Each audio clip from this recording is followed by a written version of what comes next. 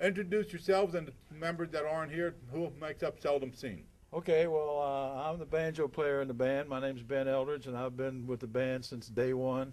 I'm the only guy that's survived all these 37 years, I guess, with the band. And my name's Lou Reed, and I've got about 16 or 17 years with the band myself. I like this job of holding the mic. Yeah, you're doing good. You're doing good. I'm Dudley Connell. I've been with the band since 1996. I play guitar and sing. Who's missing? Miles along. Well, we got Fred Travers playing dobro, and Ronnie Simpkins playing bass. And tonight we have Chris Eldridge playing some guitar with us. I heard about him already. Yeah. Tell you what? Little hot shot. Hello, Hot Shot. I heard about him. You guys thrive on playing bluegrass music a little bit differently than everyone else. Now explain, is that a true statement to start with? We don't know how to play it any other way. Well, that's good enough. We just play it the way we play. There you go. That's good enough. Let's talk a little bit of the history of Seldom Scene. Go back to '71. You're the man who goes way back. I heard that you guys played progressive bluegrass, newgrass, and hybrid music. That's what you heard back then? Yeah, well, no, I heard it recently. Recently. Yeah. Well, you described your music well, as. I think just like Dudley was saying, we'll try anything. If we hear a song we like, we'll see if we can do it, and if we can, we'll include it in the repertoire. If we can't, we'll drop it. But everything's fair game, basically. Jazz and folk and rock and the whole works, huh? That's good, because a lot of people just stay with bluegrass, but you guys incorporate everything else into your... I don't think there's anything wrong with that, but No, being, there's nothing wrong being with from a major metropolitan city, we have a lot of influences. You can't help it. Sure. Totally. Early on, I mean, we got a lot of attention because of what we were doing, and it was, it was still kept the general flavor of bluegrass. It's just that we were doing, more accessible songs. People, songs that people had already heard, James Taylor songs and stuff like that. Do you have any different instruments in the band that make the sound different than other bluegrass bands, or just? Well, back then we had a dobro, and there weren't that many bands that had a dobro. Okay. This was back in the early 70s. Dobro. You didn't have a fiddle, though, I read. Never had a fiddle. Even today? No, we've used fiddle on our albums, but we've never had a fiddle. Wow. We almost had Ricky Skaggs years and years ago, before he became famous. Yeah, right. I real read that famous. somewhere. But he played on Rider, did he? Yeah, he played on, and he's played on some of our albums back then. But yeah, but he was gonna join the band, and I think he ended up going with. It was before he went with Crow.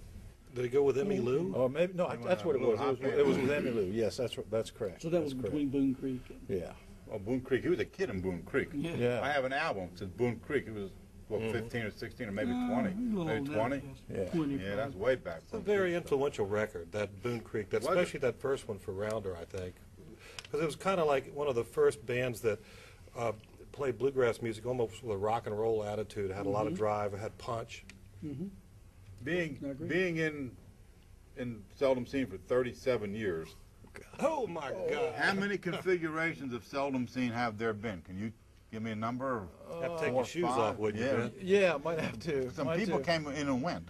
That's right. The first change was when Phil Rosenthal took John Starling's place. That was in 1977, and then Lou came in 86 and took Phil's place.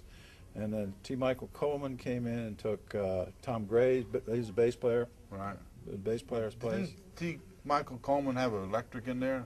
Yeah, he had electric bass. How did that go over with the fans? It was fretless then. It was fretless. It was fretless. That's right. You got Fred, and you got Ronnie, and you got Dudley, and you got you guys. Well, make up came the in a pack, just about. Well, when John Duffy passed away. When Moondy Klein and Mike Aldridge and T. Michael Coleman left to form Chesapeake. That's when Dudley and Ronnie and Fred came in. John Duffy was still alive at that point, and they were with John. That group was together for a year, and then John died just almost a year after they came on board. Right, 96. And after that, about 6 months later, Lou came on full time, and he's been there ever since. Right. So it was About 6 months. about 6 months, yeah. That's right. And I think this is the longest lived incarnation of the band. Okay. That's probably I right. think so. 'Cause we're having Yeah. a good time. Having a good. That's all Yeah. that Yeah, matters. we're enjoying it. Yeah, That's all we're that still matters. having Sure. fun. But before we're going to wrap up here, please, because it's 5:45. Where did the name Seldom Scene come from? Ben, that's you. Well, Go, Ben. Go, Ben. back in 1971, Mike Aldridge and I had been playing with Cliff Waldron and played with him for a year from 70 through 71, and we left. And about that time, John Starling was getting out of the Army and coming back, and rumors have been floating around about this band. I walked into Arlington Music one day and John Duffy used to work in there, and he said, hey, I remember I said, we're going to be in a band. I go, what?